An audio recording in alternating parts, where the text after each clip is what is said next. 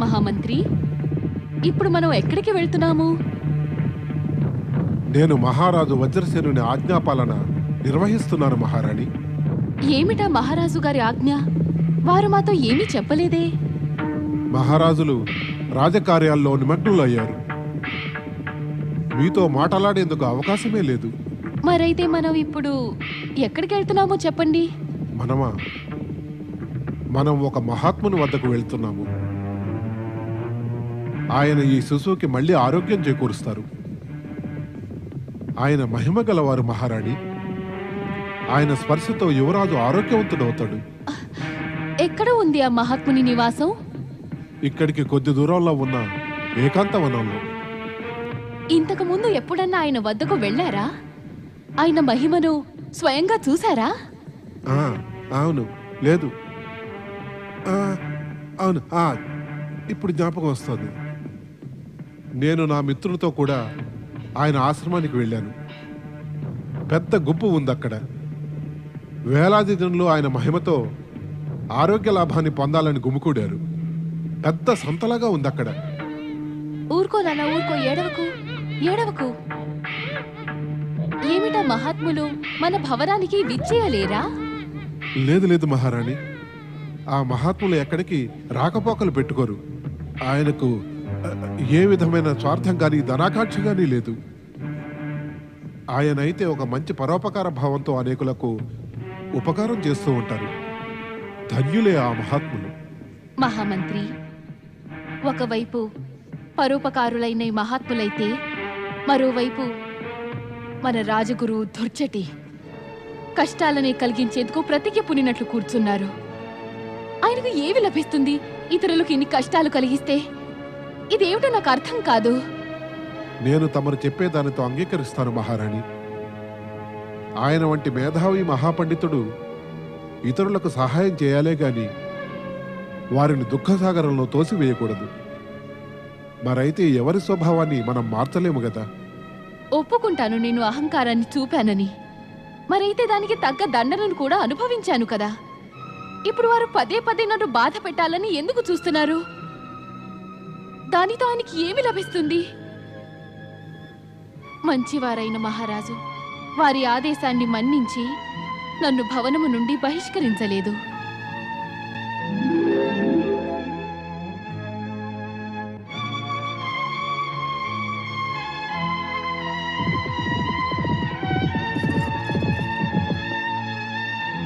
మహాత్ముల నివాసం ఎంత దూరం ఉంది?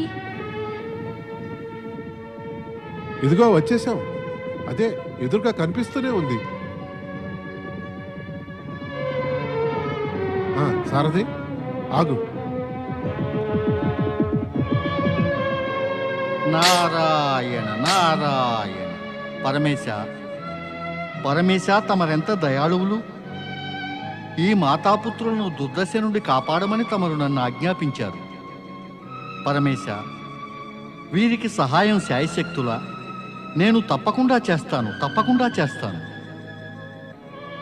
దుఃఖితులను దుఃఖాన్ని నుండి కాపాడడం ఈ నారదునికి పరమ కర్తవ్యమే కదా పరమేశ. నారాయణ నారాయణ.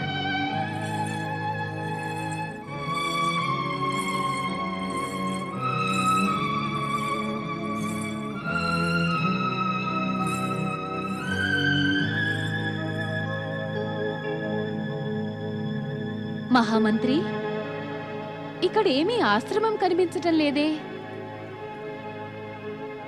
ఇది వన ప్రదేశంలోని ఒక శివాలయం.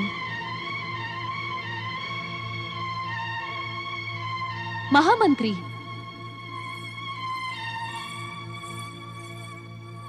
ఏమిటిదంతా?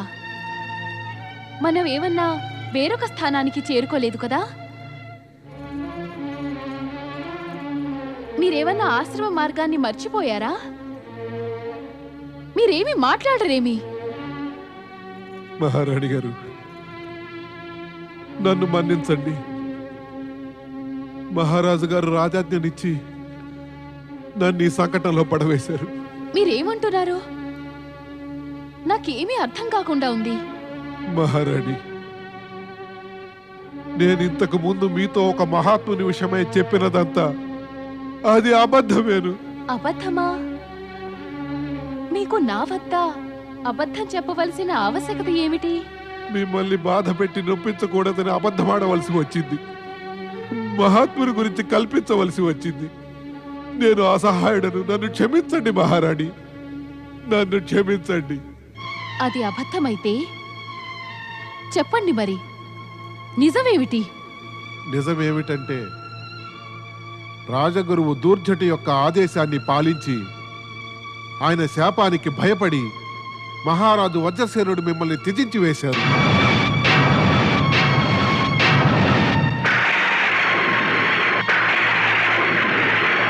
తమ రాజ్యం నుండి మిమ్మల్ని బహిష్కరించారు. లేదు. ఇంకా నన్ను ఇటువంటి అప్రియ కర్తవ్యానికి బాధ్యుడిగా చేశారు. నేనేం చేయను మహారాణి, నేనేం చేయను. నేను అసహాయుడను. మహారాణి, తమరి శివాలయంలో శరణు కోరండి. ఆ పరమేశ్వరుడు మీ ఇద్దరిని రక్షిస్తాడు. నన్ను క్షమించండి మహారాణి, నన్ను క్షమించండి.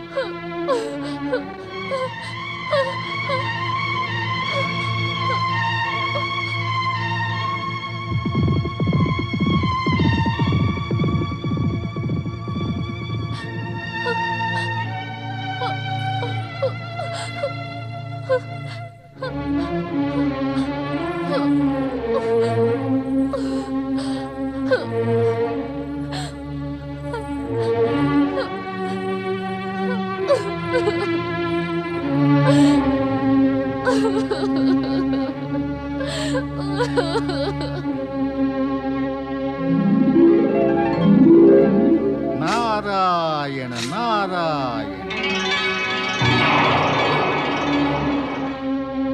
ఏడవకు చిట్టి తండ్రి, ఏడవకు. ఓం నమః శివాయ. ఓం నమః శివాయ. ఏడవకు నాయనా, ఏడవకు. ఊరుకో, ఊరుకో. ఓం నమః శివాయ. ఏడవకు నాయనా, ఓం ఏడవకు. నమః శివాయ. ఏడవకు నాయనా, ఏడవకు. ఓ శివశంకర, ఈ పసివారిపై దయ చూపు, నా బిడ్డపై దయ చూపు. భయపడకు సోదరి. ఓం నమః శివాయ అనే ఈ మహామంత్రాన్ని జపిస్తే ప్రపంచంలోని ఎంత పెద్ద కష్టమైనా తీరిపోతుంది. కానీ మీరు ఎవరు? ఒక బాలబ్రహ్మచారిని. నన్ను నీ సోదరునిగా భావించు. భగవంతుడైన శివుడు నీ కష్టాన్ని గట్టెక్కిస్తాడు.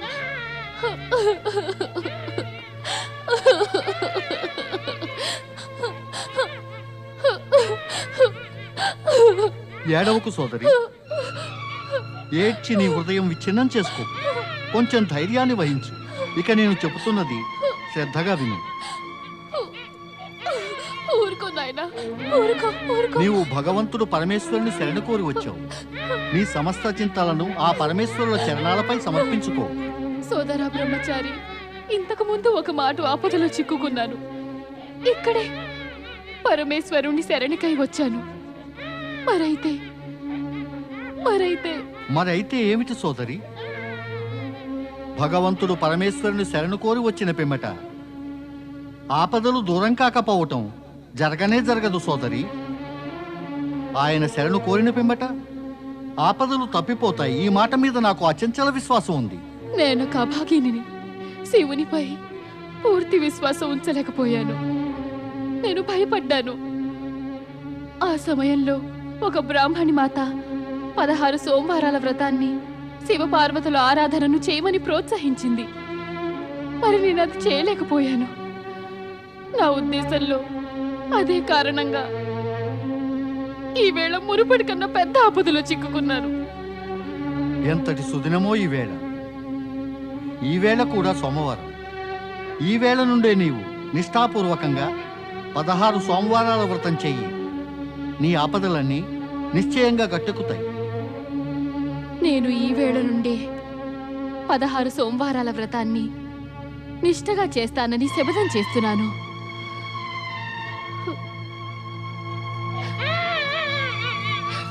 ఓ శివశంకర, నా ఈ దుర్బల బాలుని కనికరించు, శీఘ్రమే ఆరోగ్యం చేకూర్చు. సోదరి, నేనొక్క మాట అడగవచ్చా? నీవు ఎవరివి? ఎటువంటి ఆపదలో చిక్కుకున్నావు? నా కరుణ గాథను విని ఏమి చేస్తావు సోదరా? నేను కూడా ఇక గతాన్ని మర్చిపోదామనుకుంటున్నాను. మరి నేనేదైనా నీకు సహాయం చేయగలనా? వద్దు వద్దు. ఒకవేళ చెప్పడం నీకు ఉచితమనిపించకపోతే సరే, కానీ సోదరి, ఒక్క మాట చెప్పు, నీ నామధేయం ఏమిటి? సుమతి. సుమతి ఒకానొకప్పుడు వత్సదేశపు గౌరవనీయ రాజకుమారియే యువరాజ పదాన్ని అధిష్ఠించింది. యువరాజా? ఒక స్త్రీ యువరాజు ఎలా కాగలదు? గర్వం ఇంకా అహంకారం నన్ను రాజకుమారి నుండి యువరాజుగా మార్చింది. అదే కారణంగా నేడు నాకు ఈ దుర్గతి పట్టింది. నాకు అర్థమైంది సోదరి. యువరాజుననే అహంకారం నీ పతనానికి కారణమైంది. అయితే మరి నీవు ఈ శిశువుకి మాతవు, అంటే నీవు వివాహితవు. నీవు రాజకుమారివైతే నీ భర్త కూడా ఒక రాజే అయి ఉండాలి.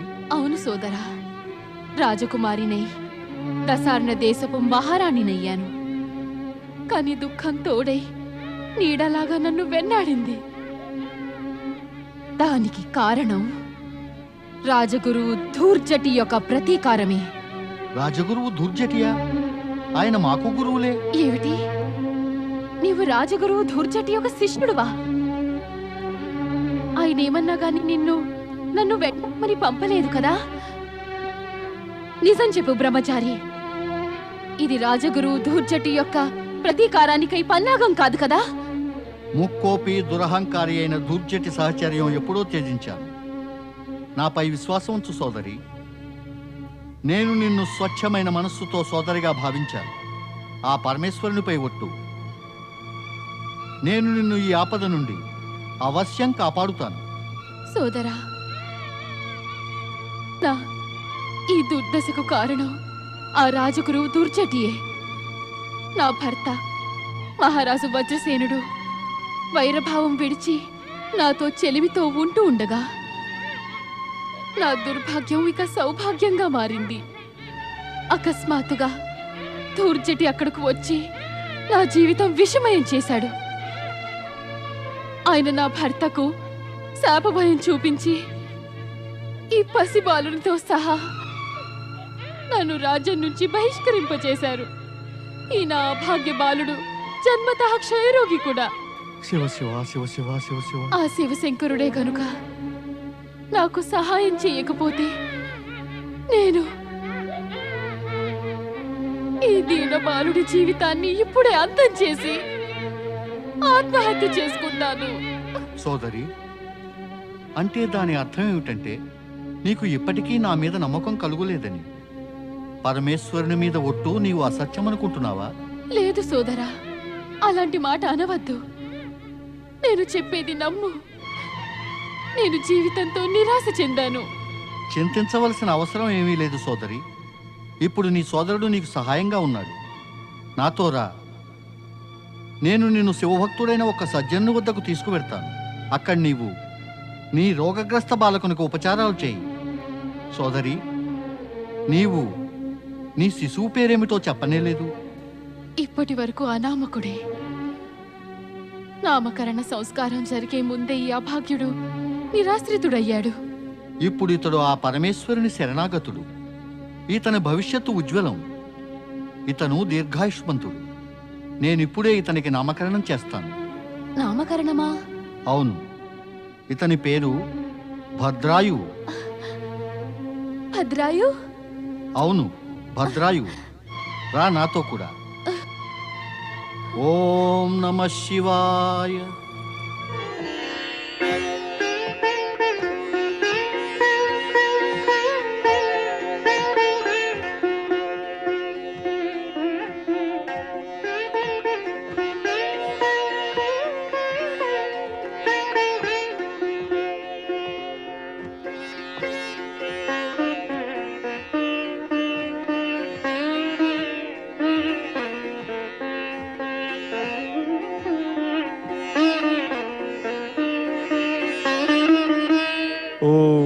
నమ శివాయ.